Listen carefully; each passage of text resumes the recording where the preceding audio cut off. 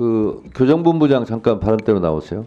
네, 교정본부장 신용입니다. 네, 서부지법 폭동 사태에 대해서 국민들이 큰 충격에 빠졌는데 네, 전광훈 목사 같은 경우는 서울구치소로 들어가서 대통령을 모시고 나와야 된다, 모셔 나와야 된다. 이 얘기는 뭐 좋은 말로는 구출 내지는 서울구치소로 또 습격해서 이런 폭동 소요 사태를 일으켜서 대통령을 밖으로 나오게 한다 이런 뜻이기도 하거든요. 네. 그래서 어제도 제가 언론 보도를 보니까 언론들이 추측 보도만 해요. 지금 윤석열 내란숙의 피의자의 수감 상태 이런 거에 대해서 혹시 보고할 게 있으면 이 자리에서 좀 하세요. 좀 안전 이런 부분까지. 네.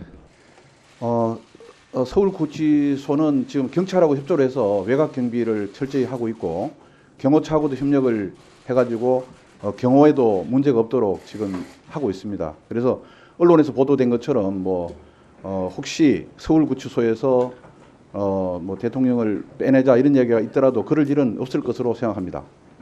네, 그 부분은 그렇게 말씀하셨고요.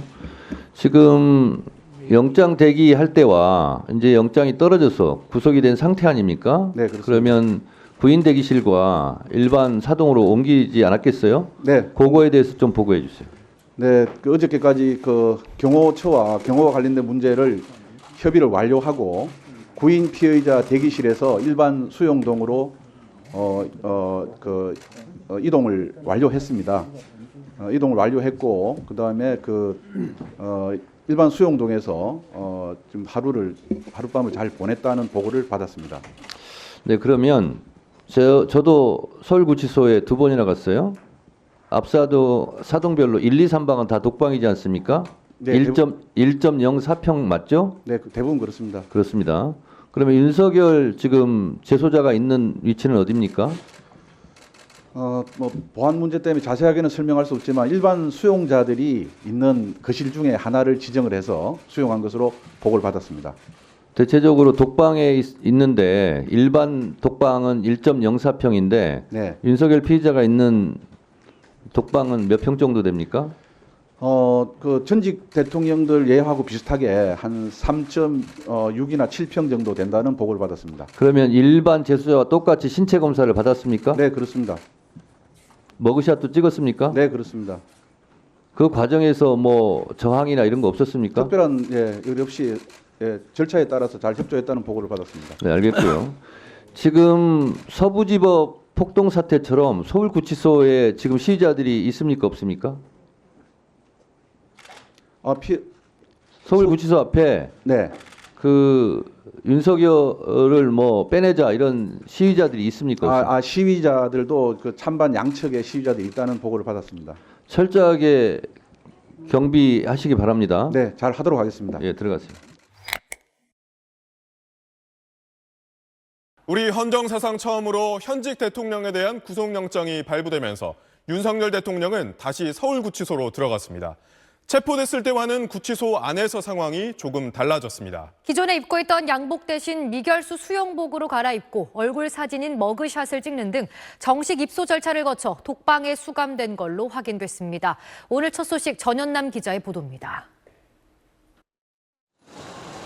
윤석열 대통령은 그간 머물던 고인 피의자 대기실에서 이동해 어제 저녁 독방에 수용됐습니다. 미결수 수영복으로 갈아입고 머그샷 촬영과 신체 검사 등 정식 입소 절차를 거쳤습니다. 수인 번호도 배정됐습니다.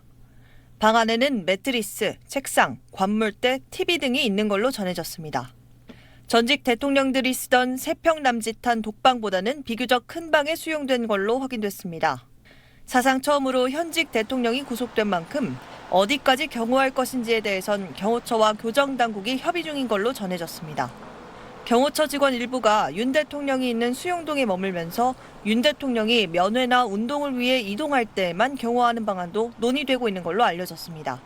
일각에선 서울구치소에 수감돼 있는 조국 전 조국혁신당 대표가 윤 대통령과 마주칠 수도 있다는 가능성이 제기됐는데 조 전 대표는 수용자 신분인 기결수라 구속 피의자인 윤 대통령과는 머무는 공간이 달라 마주치지는 않을 걸로 보입니다. 어제 구치소 앞엔 윤 대통령의 지지자들 수십여 명이 집결해 대통령 석방 등의 구호를 외쳤습니다. 한때 맞은편에 있는 탄핵 찬성 집회 참가자들과 고성과 욕설이 오가기도 했습니다.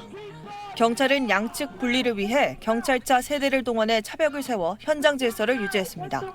SBS 전연남입니다. 네, 오늘도 법조팀 임찬종 기자 나와 있습니다. 자, 임 기자, 윤 대통령 구속영장이 발부된 걸 보면 기소도 사실 예정된 수순이라고 봐야 될 텐데 그렇게 되면 형사재판과 탄핵심판이 동시에 이루어지게 되는 겁니까? 네, 그렇습니다. 형사재판과 탄핵심판이 동시에 진행되면서 사상 첫 이중 재판 상황이 펼쳐질 가능성이 큽니다. 그리고 이에 대해 윤 대통령 측이 반발하면서 혼란이 초래될 가능성이 있습니다. 자, 지금 사상 첫 이중 재판이라고 했는데 그 얘기는 그동안에 재판이 동시에 이루어진 적이 없었다는 건가요? 네, 그렇습니다. 형사재판과 탄핵심판이 동시에 진행되는 것은 최근 기소된 조지호 경찰청장 사건과 함께 사실상 처음입니다. 지난 2023년에 고발사주 혐의로 기소된 손준성 검사가 탄핵 소추됐을 때도 형사재판과 탄핵심판이 동시에 진행될 뻔했지만 당시에는 탄핵심판 청구와 같은 사유로 형사재판이 진행 중인 경우 탄핵심판을 정지할 수 있다는 헌법재판소법 51조에 근거한 손준성 검사 측 탄핵심판 정지 요청을 헌재가 받아들였습니다. 하지만 윤 대통령 사건은 형사재판이든 탄핵심판이든 연기되거나 정지될 가능성이 작습니다. 그러니까 이제 두 재판 모두 그대로 진행이 될 거라는 예상인데 그거는 왜 그렇습니까? 네, 법원과 헌재 모두 특정 시점까지 결론을 내려야 한다는 점을 의식하고 있는 상황이기 때문입니다. 윤 대통령이 2월 초에 기소될 경우 1심 재판부는 별개 사건 수사와 관련된 추가 구속영장 발부 같은 특별한 사정이 없다면 최대 6개월까지만 윤 대통령을 구속한 상태로 재판할 수 있습니다. 구속 피고인 재판은 6개월 내 선고가 보통이고 판결 선고 이전에 윤 대통령이 석방될 경우 예상되는 혼란까지 감안하면 1심 재판부는 신속하게 진행해서 8월 초까지는 선고를 하려고 할 겁니다. 하지만 헌재 역시 향후 일정을 의식하면서 늦어도 4월 초까지는 선고하려는 상황입니다. 4월 18일이 되면 헌법재판관 2명이 퇴임해 다시 6인 재판관 체제가 될 가능성이 있고 이후 최상목 대통령 권한대행이 대통령 몫인 재판관 2명 지명권을 행사할지도 불투명하기 때문입니다. 따라서 1심 형사재판과 탄핵심판 모두 절차를 미루기 어려운 상황이라 두 재판이 동시에 빠르게 진행되는 이중 재판 상황이 펼쳐질 수 있는 겁니다. 자, 그런데 앞서 임 기자가 짧게 말을 하기도 했는데 윤 대통령 측 반발은 사실 예상되는 거 아닙니까? 네, 그렇습니다. 윤 대통령 측은 방어권이 침해된다면서 반발을 할 겁니다.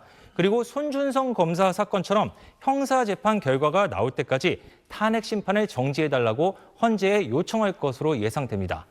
하지만 향후 일부 재판관 공석사퇴 가능성을 의식하고 있는 헌재가 이를 받아들일 가능성은 작습니다. 그렇게 되면 윤 대통령 측이 탄핵 심판 절차 참여를 거부하고 헌재 결정에도 불복하면서 지금까지 경험하지 못한 혼란 상황이 펼쳐질 가능성도 배제할 수 없습니다. 하지만 분명한 것은 일부 윤 대통령 지지자들의 폭력 행위는 그 자체로 법치주의를 부정하는 용납될 수 없는 행위일 뿐만 아니라 혼란 종식을 위해 사법 절차를 신속하게 진행해야 한다는 주장에 힘을 더해줘 오히려 결과적으로 윤 대통령에게도 불리하게 작용할 것이란 점입니다. 네, 그렇군요. 임 기자 얘기 잘 들었습니다.